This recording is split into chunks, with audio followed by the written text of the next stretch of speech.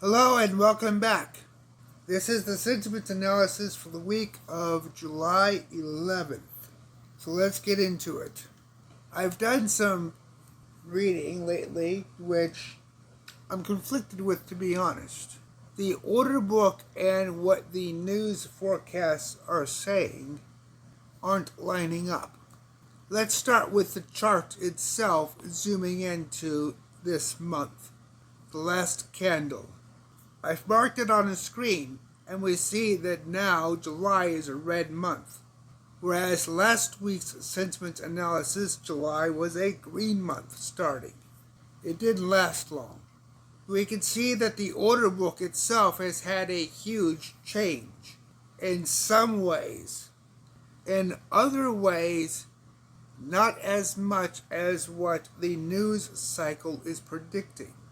So let's get into what the news cycle is actually predicting. Based upon U.S. inflation shock waves, the CPI report, and the Producer Price Index, Federal Reserve testimony, the Middle East oil influence and crisis regarding the U.S.-Iran conflict, and other such news-related points. Most of the forecasts are saying that the market is going to be bearish next week. That it's going to be stagnated, defensive, and ranged bound. I'm not sure about that, to be honest. I look at the order book and I compare this order book we're looking at right now with what we saw last week. And I'm not sure that's accurate. I'm not necessarily going to say it's not going to remain bearish. But the extent of what the news cycle is predicting definitely does not match what I'm looking at on the screen. What you are looking at on the screen with the order book itself. So let's slide back a little and get a bigger picture of the order book and really dissect this out. Because we could definitely see the volatility in the market. I took a 42% or 42 cent profit on Friday for a trade that I would normally only get 31 cents for. So there is definite downward volatility. And we can see the wicks on the July candle are quite extreme compared to the body. But backing out of the chart a little bit, and we can see the full range of my inventory on the right side. Inventory that I'm still holding. But we see the order book itself, the lower portion. The part below the green line. What I believe right now is the current support level that, by what the news cycle is saying, we shouldn't go below. I'm not so sure of that. I see clear evidence in the order book that there is a possibility we could go below that green line. Not necessarily remain, but I think much like the candle I just highlighted back in May or early June of 2025, where you had that long downward wick. It broke the green line. It went down. It didn't stay down, but nonetheless, it still went down. I think we could see that potential either next week or after. I'm not optimistic on their fixed range, that it won't go below $1.13. I don't see that as a fixed range that they're projecting. So looking at what we see here, on the screen, the part of the order book that is below the green line, there is quite a bit of activity comparable to what we saw last week. We have buys and we have sells. We have a direct, deliberate interest, particularly an imbalance where the buy side has more pressure to go below that boundary, that support level. So I think we will have it tested. And I think a lot of people that follow the advice of the news cycle are going to have their stop losses triggered. If you're going to set a stop loss, realistically, try to find a point within the order book that has very little traffic, that isn't within the part of the pressure that the order book itself shows. That's going to be your biggest factor. If there's pressure in the order book to buy in that range, it's guaranteed institutions are going to be interested, and they're going to try to get rid of as many loose-ended stop losses as they can to get as much liquidity as they can at that price. So that is critical with next week. Focus on your distance between your opening position and your stop loss. Make sure when you pick your stop loss, it's in a part of the order book well below the intended purchasers wanting to get into the market. Now let's zoom into the order book a little more, or into the candle set. And there's a focal point that I need to make sure is really highlighted. It was in last week's order book as well, and it's still sitting there. And that is right here. This position roughly around the 115 range. It's still very strong.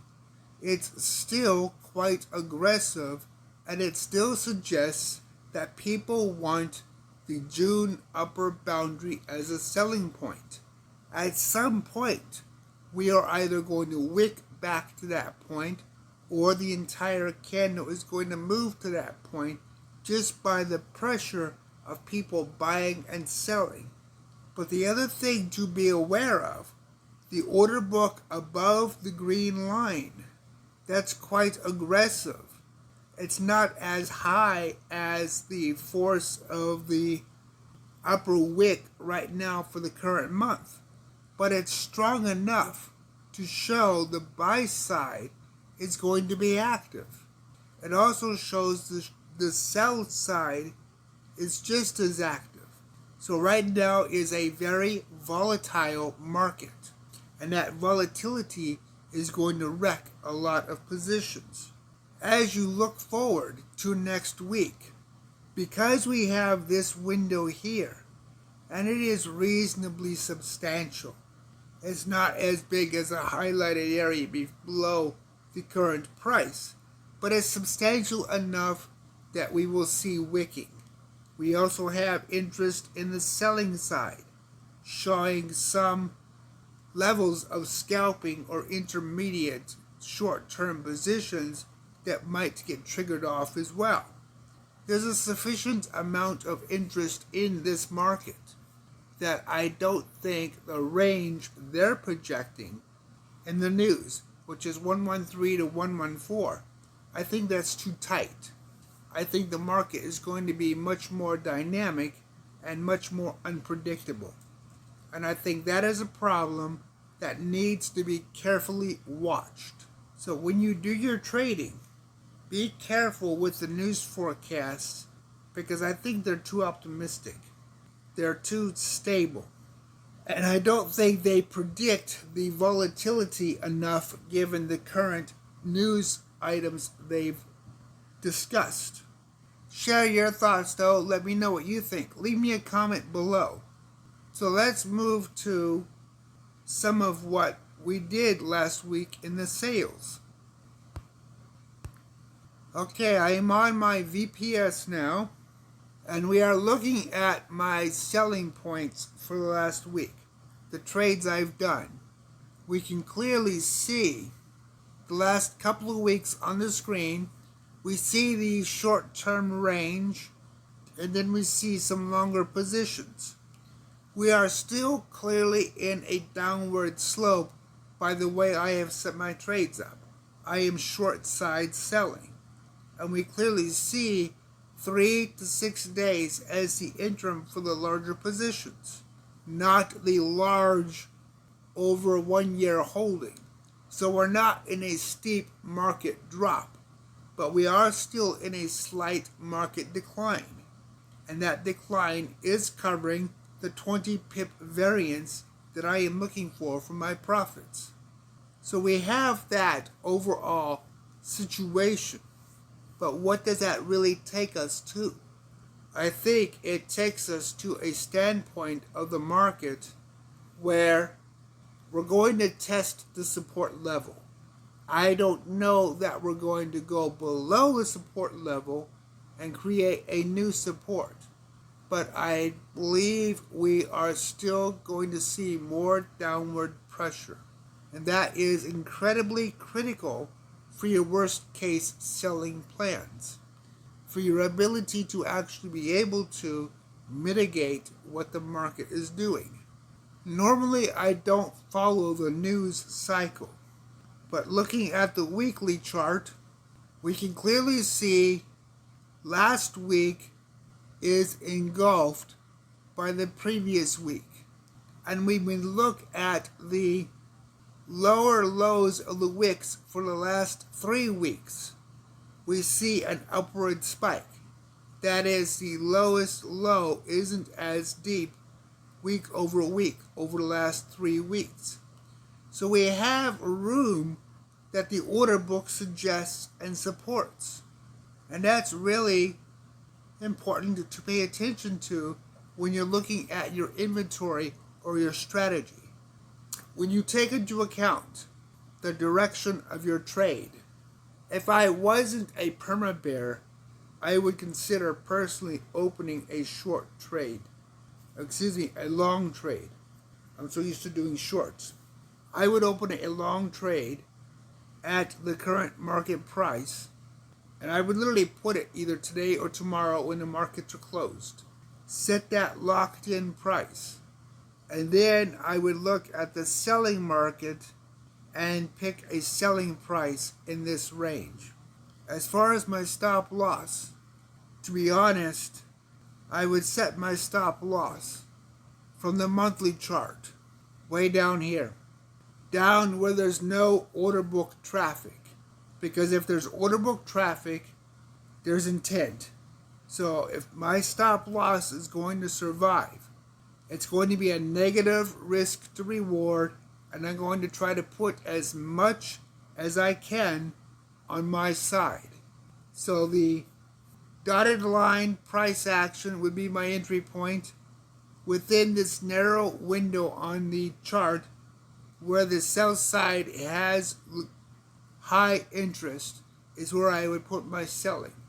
And then down here would be my stop loss, well below the intent within the order book. I think that's going to be the only way to open a long position next week. And if I would open a short position, not using the technique I'm using, which is grid, then it would be slightly different. I already know intent here, so I would probably set myself up with a stop loss up here. Again, try to mitigate where the traffic is. Definitely make sure your stop loss is well above this spike on the chart that I just marked, because that's going to be a point of interest. We know from the dotted line what the price is.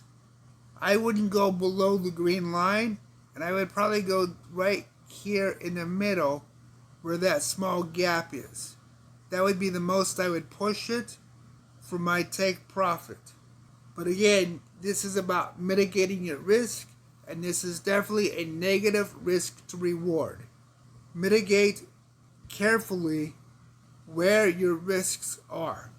Anyway, that's it for this week. Let me know what you think. Leave me a comment, share your thoughts.